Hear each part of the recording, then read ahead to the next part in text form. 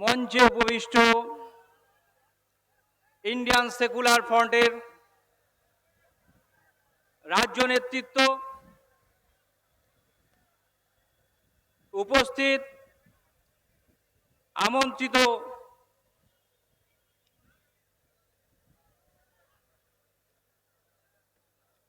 Guest,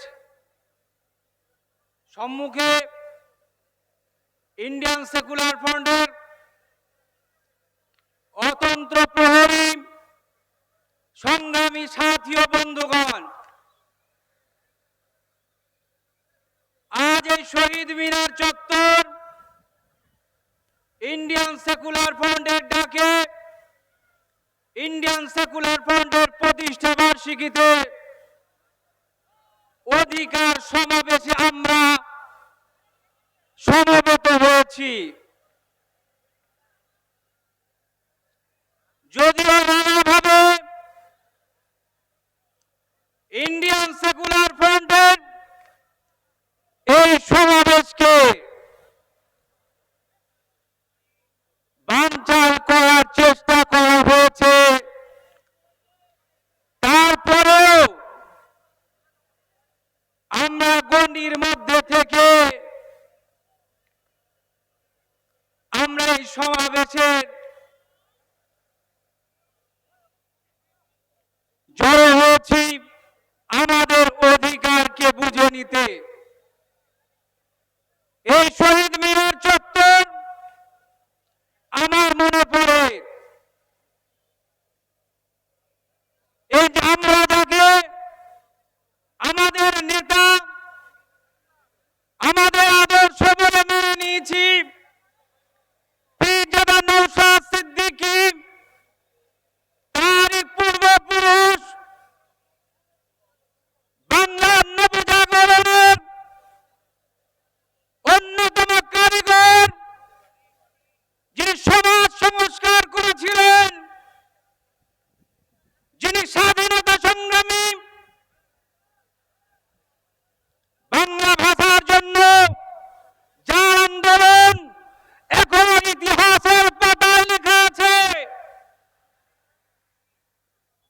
এই শহীদ মিনার চত্বর থেকে সেদিনকার রক্তপিপাসু শাসক ইংরেজ সরকারের বিরুদ্ধে এই শহীদ মিনার চত্বর থেকে তিনি তার আওয়াজকে বুলন্দ করেছিলেন।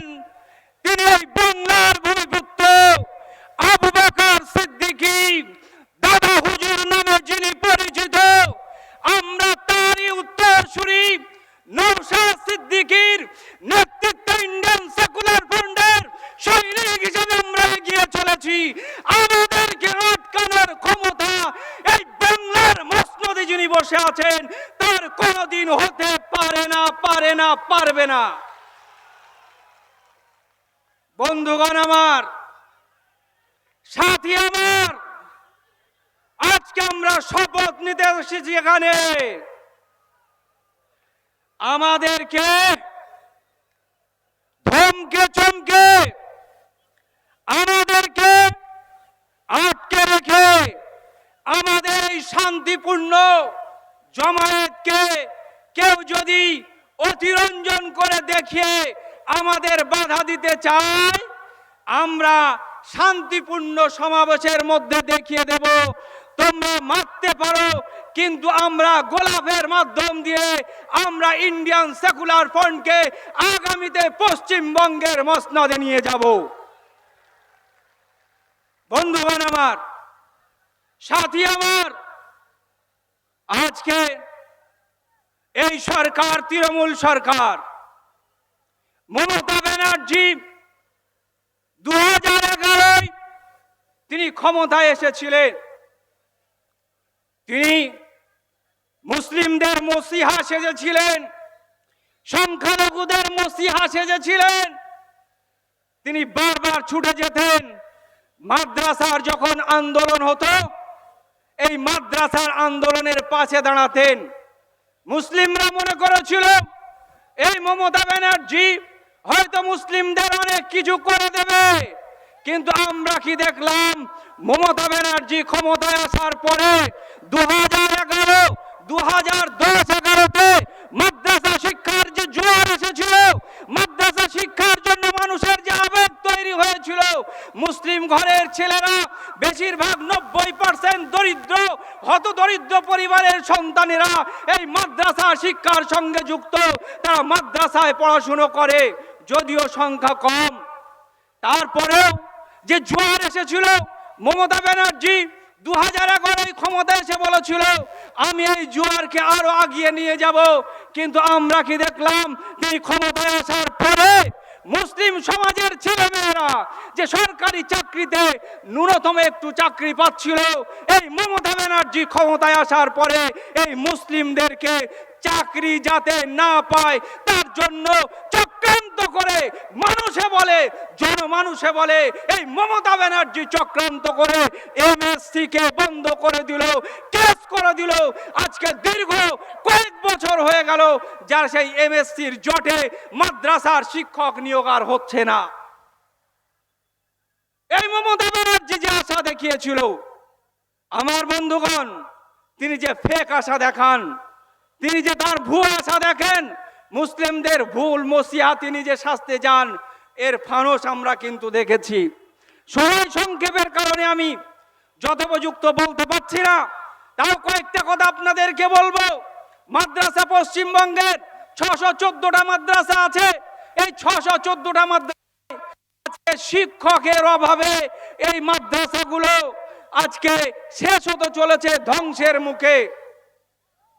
আপনারা জানেন এই মাদ্রাসাগুলো তৈরি করেছিল মুসলিম সমাজের মানুষেরা, তারা তাদের দানের মাধ্যমে। কিন্তু আজকে আপনি শুনলে অবাক হয়ে যাবেন, এই মাদ্রাসাগুলো শিক্ষকের অভাবে মাদ্রাসা বন্ধ হয়ে যাচ্ছে। বিশেষ করে এমএসকে মাদ্রাসা, যে এমএসকে মাদ্রাসাগুলো 497টা এমএসকে মাদ্রাসা আছে, এই মাদ্রাসাগুলোতে যে সমস্ত শিক্ষক নিয়োগ হয়েছিল 2008 থেকে 2011-এর মধ্যে, এই মমতা ব্যানার্জি ক্ষমতায় আসার পরে বলেছিল 10,000 মাদ্রাসাকে নতুনভাবে তিনি অ্যাফিলিয়েশন দেবে। কিন্তু আমরা কি দেখলাম, এই 497টা মাদ্রাসা, এই মাদ্রাসাগুলোতে ঠিক মতো শিক্ষক তো দেয় না। এমনকি এই মাদ্রাসাগুলোতে যে সমস্ত শিক্ষক তারা নিয়োগ করে রেখেছে, যে সমস্ত শিক্ষক আছে, সেই সমস্ত শিক্ষকদের বেতনও ঠিক মতো হয় না, ঠিক মতো তারা দেয় না। কিন্তু সংখ্যালঘু উন্নয়নের নামে তিনি যে প্রতি বছর যে বিভিন্ন ঘটা করে তিনি যে 1,000 কোটি থেকে 5,000 কোটি টাকা পর্যন্ত তিনি সংখ্যালঘু খাদের জন্য বরাদ্দ করছেন, আমি আজকে এই মঞ্চ থেকে দাবি জানাচ্ছি, এই 5,000 টাকা কোথায় যাচ্ছে, কোন উন্নয়নে খরচ হচ্ছে, এটা আমাদেরকে জানাতে হবে, আমাদেরকে দেখাতে হবে। আমরা দেখছি মাদ্রাসা শিক্ষকরা যখন এমএসকে মাদ্রাসা শিক্ষক, তারা আজকে ডিসেম্বর মাস পার হয়ে আজকে জানুয়ারি মাসের 21 তারিখ, এখনো পর্যন্ত এই মাদ্রাসার শিক্ষকরা তারা এখনো পর্যন্ত এই ডিসেম্বর মাসের মাইনেটা এখনো পেল না। কিন্তু আমরা দেখেছি গত যে বাজেট হয়েছে, এই বাজেটে 105 কোটি টাকা এই এমএসকে দের জন্য বরাদ্দ হয়েছে। এই এমএসকে দের জন্য প্রতি বছরে 50 থেকে 60 কোটি টাকা খরচ হয়। তাহলে আজকে এই 105 কোটি টাকা যখন তাদের জন্য বরাদ্দ হয়েছে, তাহলে বাকি টাকা কোথায় গেল? মমতা ব্যানার্জি কাদের জন্য ব্যবহার করছে, এটাকে সামনে আনতে হবে। এটা আমরা এখান থেকে জানাচ্ছি। আজকে আমরা দেখছি মাদ্রাসা শিক্ষার কিভাবে চক্রান্ত করছে।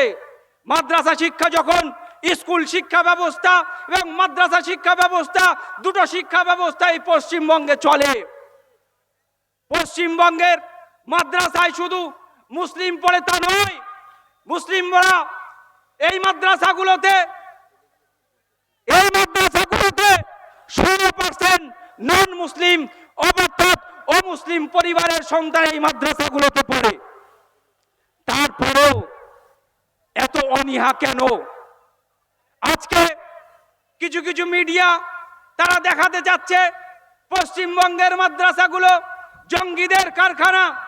আমি সেই সব মিডিয়াদেরকে এবং এই সব কিছু মানুষ যারা এই কথাতে ধোঁয়া তুলছে, আমি তাদেরকে বলবো মাদ্রাসা সম্পর্কে আরো জানুন। মিথ্যা ভুয়ো প্রোপাগান্ডা ছড়িয়ে মুসলিম সমাজকে একটা সন্ত্রাসী হিসাবে ট্যাগ লাগানোর অধিকার আপনাদের নেই, আপনারা এটা করতে পারেন না।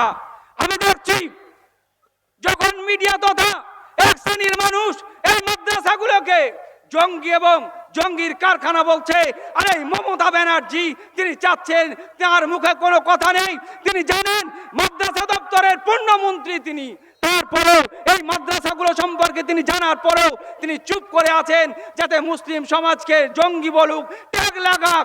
আর বিজেপি এটা করছে, মমতা ব্যানার্জি মনে করছে এরা আরো করুক আরো করুক। যখন বিজেপি এদেরকে মারতে যাবে, বিজেপি এদেরকে কাটতে যাবে, তখন আমি বলবো আমি মুসলিমদের জন্য আছি, দরজা আমি খুলে দেব, আমার বুকে এসো, এটা মমতা ব্যানার্জি বলবে।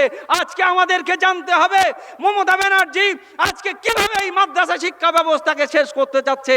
মমতা ব্যানার্জি স্বপ্ন দেখাচ্ছিল মাদ্রাসাগুলোতে কম্পিউটার শিক্ষা দেওয়া হবে, মাদ্রাসাগুলোতে কম্পিউটারের প্রশিক্ষণ দেওয়া হবে। আমরা কি দেখলাম 169টা মাদ্রাসায় কম্পিউটার শিক্ষকের নিয়োগ করা হলো। আইসিটি নামে এই শিক্ষকগুলো তারা আছে, স্কুলে শিক্ষায় স্কুলেও অনেক এই আইসিটি টিচাররা আছে, কিন্তু আমরা কি দেখলাম এই আইসিটি টিচারগুলোকে আজকে 17টা মাস হয়ে গেল স্কুলে যারা আছে, স্কুল শিক্ষা দপ্তরে যারা আছে, স্কুলের সঙ্গে যারা যুক্ত আছে, সেই সমস্ত টিচারদের, কম্পিউটার টিচারদের তাদের 10,000 থেকে মাইনে বাড়িয়ে 21,000 করা হলো। কিন্তু মাদ্রাসা শিক্ষা ব্যবস্থায় আমার ঘরের ছেলে মেয়েরা পড়ে, আপনার ঘরের ছেলে মেয়েরা পড়ে, মুসলিম ঘরের 90% হতদরিদ্র ঘরের ছেলে মেয়েরা পড়ে, তারা কম্পিউটার শিখবে, তারা কম্পিউটার শিখে শিক্ষিত হবে। এটা যাতে বন্ধ করা যায়, তাদেরকে শিক্ষিত হতে দেওয়া যাবে না। তার জন্য এই মমতা ব্যানার্জির সরকার 17 মাস আমার ওই আইসিটি টিচারদের, মাদ্রাসার ওই কম্পিউটার শিক্ষকদের তাদের মাইনে বন্ধ করে রেখেছে। 17 মাস তারা মাইনে পাচ্ছে না। এই টিচারিতা মমতা ব্যানার্জি তারা করে চলেছে।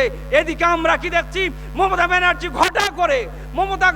ঘটা করে নানান সময়ে মাদ্রাসা শিক্ষক, মাদ্রাসা এবং যে এমই ডিপার্টমেন্ট আছে সংখ্যালঘু দপ্তরের মেলা বসাচ্ছে, সেখানে কোটি কোটি টাকা খরচ হচ্ছে। এই কোটি কোটি টাকা খরচ করে যে মাদ্রাসায় মুসলিম সমাজের, সংখ্যালঘু সমাজের কি উপকার হচ্ছে তার কোনো দিশাই মমতা ব্যানার্জি দেখাতে পারছে না। আমরা কি দেখছি, এই আমরা যেটা লক্ষ্য করছি, মমতা ব্যানার্জির এই মুসলিমদের মসিয়া সেজে গিয়ে আজকে মাদ্রাসা শিক্ষক দপ্তরের উন্নয়ন করবে এটা দেখাতে গিয়ে, মুসলিম সমাজের আয় আশ করতে গিয়ে তিনি একজনকে ওখানে মাদ্রাসার তিনি তার প্রধান উপদেষ্টা হিসেবে বসিয়েছেন।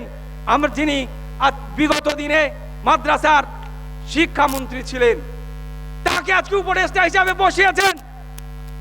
আমার তো মনে হয় এই মানুষটাকে কেন এই দপ্তরে বসালেন? এই মানুষটা মাদ্রাসা শিক্ষা ব্যবস্থার কিঞ্চিত পরিমাণ হলেও তিনি কাজ করেছিলেন তার হাত দিয়ে, কিন্তু আমার তো মনে হয় এই মমতা ব্যানার্জি, আমাদের কাছে যে খবর আছে, এই মমতা ব্যানার্জি কোনো মতেই এই মানুষটাকে কাজ করতে দেবে না। আমরা দেখেছি কি মুসলিম সমাজের সঙ্গে মমতা ব্যানার্জি কিভাবে ধোঁকা দিচ্ছে। মাদ্রাসার শিক্ষা সম্পর্কে সেই তো জানবে যে মাদ্রাসায় পড়াশুনো করেছে, মাদ্রাসা শিক্ষার নলেজ আছে। আমরা দেখেছি মমতা ব্যানার্জি এই মাদ্রাসা শিক্ষা সম্পর্কে যারা জানেই না, অধিকাংশ যারা মাদ্রাসা সম্পর্কে জানে না, তাদেরকে মমতা ব্যানার্জি এই দপ্তরে বসাচ্ছেন। তারা আদৌ এই সংখ্যালঘুদের কাজ করার ইচ্ছা তাদের নেই। অতএব আমাদেরকে বুঝতে হবে, যারা আমাদেরকে ধোঁকা দিচ্ছে, আমাদের অধিকার, আমাদের সন্তানদের অধিকার, আমাদের বাড়ির ছেলে মেয়েদের অধিকার যারা কেড়ে নিতে যাচ্ছে, আমরা অবিলম্বে তাদেরকে এই মসনদ থেকে সরিয়ে নূতনভাবে আমরা আগামীতে পশ্চিমবঙ্গের মসনদে ইন্ডিয়ান সেকুলার ফ্রন্টের সমর্থনে আমরা ওখানে নতুন সরকার করতে চাই। আমরা সবাই ইন্ডিয়ান সেকুলার ফ্রন্টকে আগলে রেখে এগিয়ে যাব। এ সবাইকে ভালোবাসা এবং ধন্যবাদ জানিয়ে আমি আমার বক্তব্য শেষ করলাম। ইনকলাব জিন্দাবাদ, ইন্ডিয়ান সেকুলার জিন্দাবাদ, পীরজাদা নওশাদ সিদ্দিকী জিন্দাবাদ।